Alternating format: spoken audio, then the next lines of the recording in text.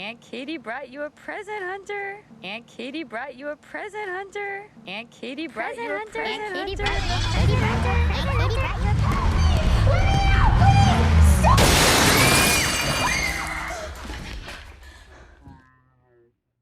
Alright, hi.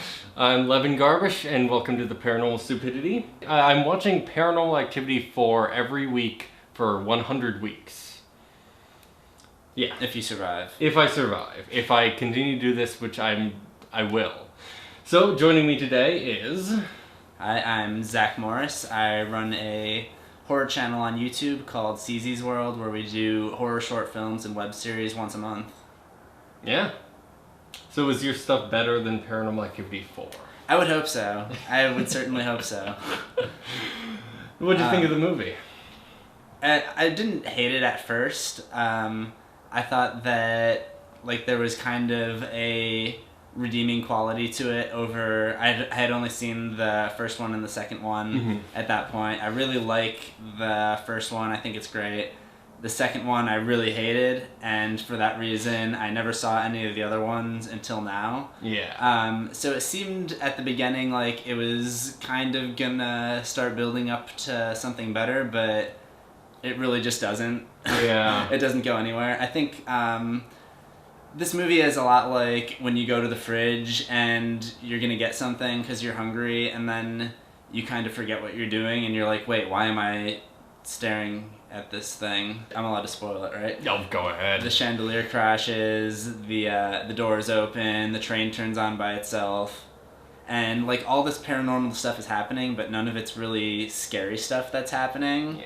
It's just kind of strange stuff. Yeah, I mean, seems like the whole thing, because they keep mentioning how Robbie is so creepy and all this kind of stuff. And I feel like that's the whole movie. It's it's not scary. It's just kind of weird and creepy. So, I mean, that's it. I've never watched this and felt nervous or tense or scared or anything, really. Yeah, I mean, there's so many shots that are just extended for such a long period of time, which in other found footage movies, there's kind of a suspense element to it. I think with this one, what's the first scare that happens? Or the first scare that happens? Well, you could say the scarecrow in the very beginning. Yeah. A little bit, yeah. Or, I mean, a better example would be the shot where they just linger for 1 minute on nothing, and then Alex jumps back in frame. Right. Yeah. Yeah, so after that happens, it sets a very clear example of how those lingering shots are going to be treated. Yeah, yeah. And you kind of know that there's going to be an attempt at a jump scare. There are really no good jump scares even. No. But you expect it every time that happens. I wanna know, who are you, Alex? Tell me this tonight. I wanna know, who are you, Alex? Let me know what's right. Fuck, I can't remember the rest of the lyrics. Damn it! Take me to the raging answer now. I know it's my destiny. I wanna know, who are you, Alex? You're my guiding light. That was really a good 3 times more entertaining than the movie. That's true. Yes. Who is Alex is a segment where I kind of determine, based on the facts of in the movie of who the main character is. That's how the segment started, but really I've exhausted every fact possible to determine her character. So really I just make up whatever shit I want to at this point. Okay. So this week, I believe that Alex is actually a blanket that has been given human form by a wizard. So there is some basis to this. My basis to this is that blankets are kind of comforting, so they kind of make you want to fall asleep. And now when I'm looking at her face, it kind of makes me want to fall asleep. I can see that. Yeah, so I came to the natural conclusion that she originally was a blanket. Yeah. Yeah, I really couldn't tell you one defining aspect of her personality. Yeah, and then she has her little sayings that she says out loud, Yes. like TTYL. TTYL and illy. I just don't understand that, because the actual action of saying TTYL out loud takes more time than actually saying "talk to you later." Well, it's even worse because she says literally 2 seconds before, "talk to you later." He says bye, and then she says TTYL. It's ridiculous. So if we were to translate that, it would be like if I were to leave right now, Yeah. and then I would say "talk to you later," and then you would say something, and then I would say "talk to you later" Yeah. again. It's ATM machine, that kind of stuff. Yeah. This is pointless. All right, I'll get into we're getting a little bit down here, so I'm gonna bring things up with my Diamond in the Witch House, which is a segment where I come up with my favorite moment of this watch. Okay. So, and then you have to come up with one too. All right. I think my favorite moment this time was the edit when Alex it's after the scene in the garage, and then she's yelling at her parents and saying, "I'm not crazy," and they cut to her saying, "They just think I'm crazy." I like that. Well, this was my first time seeing it, so I think the segment where the mom is cutting the bell peppers, and what was it called? The cooking show? Cooking with Chef Mary. Cooking with Chef Mary. That was just amazing. Yes, it's great. I want to know where they found that audio. Or I don't even know what it is. I want to know what Cooking with Chef Mary is. Yeah.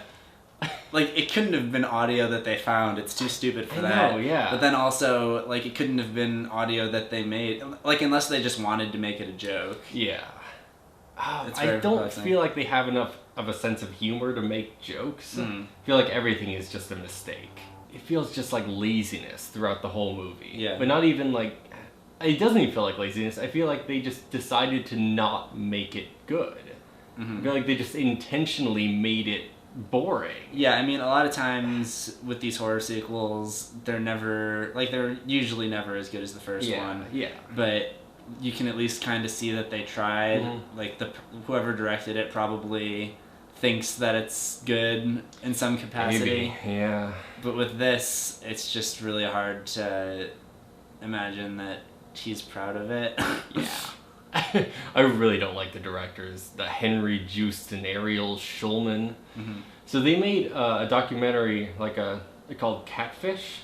Oh yeah, Do you I've seen remember that? Catfish. Yeah. So Yeah, I like Catfish. What I remember about that most is seeing the advertisements for it and how like enticing it was. It like built up to a point where like, oh my god, I gotta see more of this. Yeah, me too. I remember, the original reason that I wanted to see it was because I thought it was going to be like a found footage horror kind of thing. Yeah, exactly. Like, I specifically remember, like, they go up to this garage and they're looking inside and they see something and the advertisement doesn't tell you what they see. Exactly. So I thought that was really cool. And I saw it, like, when it first came out, and it wasn't anything like that, but I thought it was still an interesting movie. Yeah, so that's my point, really. They're good at advertising. I don't think they're good at making movies. Is it the same director? Same director. Wow. Yeah.